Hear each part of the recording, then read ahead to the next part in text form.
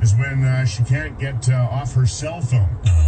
Can't be texting and yakking on the phone. Cell phones were the women's second biggest complaint, followed by their dates who were late.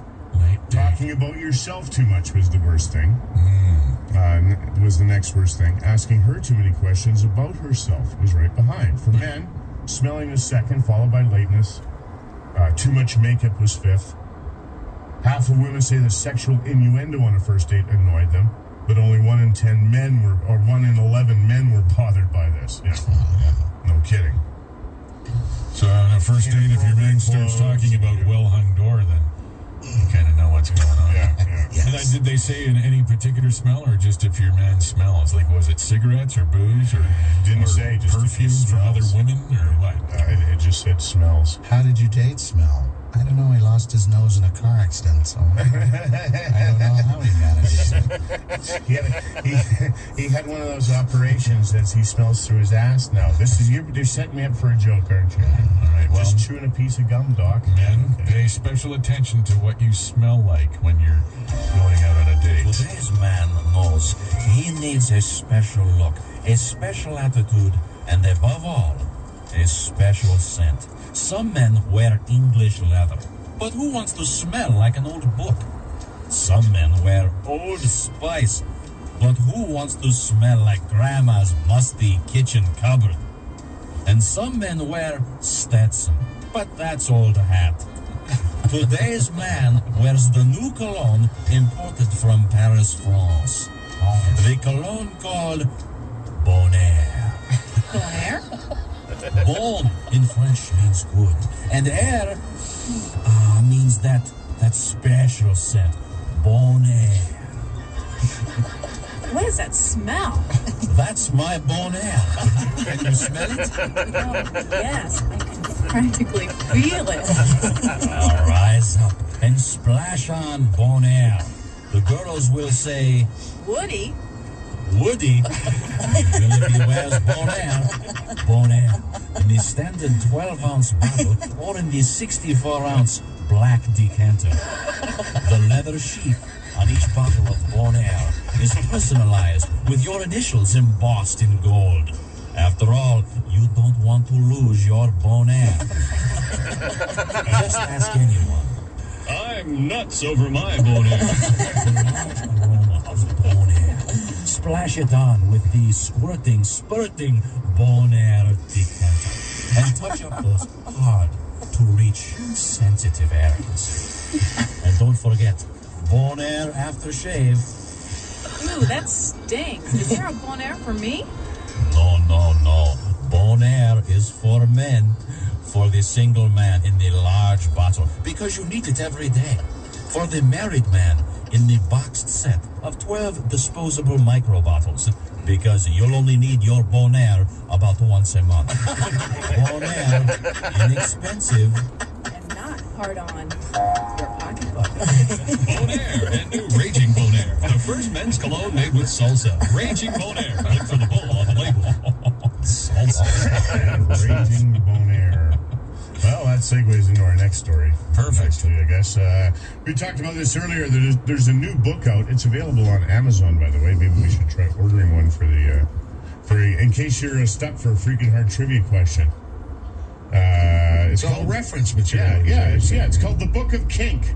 Sex Beyond the Missionary. It lists some of the world's strangest sexual fetishes. Some of them we've talked about before and are known, like a frottery.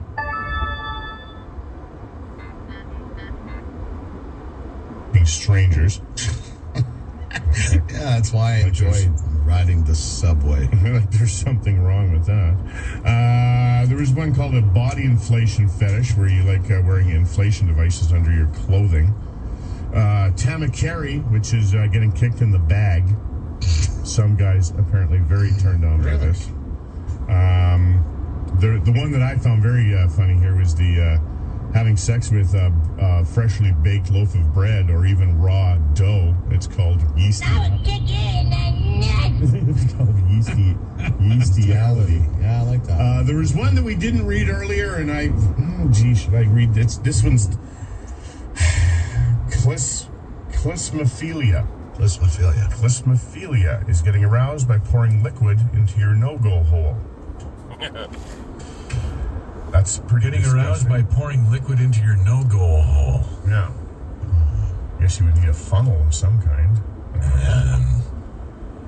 Flatulence get off on people farting in front of them. That's great if you're 7, I suppose, but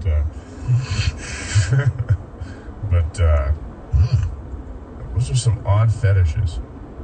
Again, I like reading these stories because it makes me feel more normal. It's completely normal. It's like, I've never thought. It's more normal than these people. Plysmophilia. The Hismophilia axe. The people who like getting liquid poured in there. Jim never asked for a second cup of my coffee in his ass.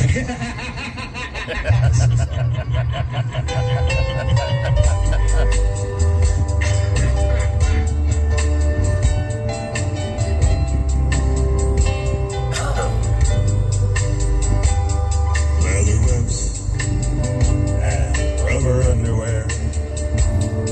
Painful memory of you. Silver chains and ribbons in your hair. KY jelly by the tube. Wilted flowers, golden showers, S&M, D&D.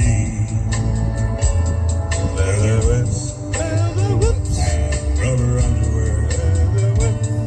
You and me. Leather whips and rubber underwear. Leather whips. Come and hurt the one that you love. Endless trips to the Ace Hardware. Empty box. Latex gloves. Broken glass. From the past. Dull white memories of your smile. Leather whips and rubber underwear. Painful memories.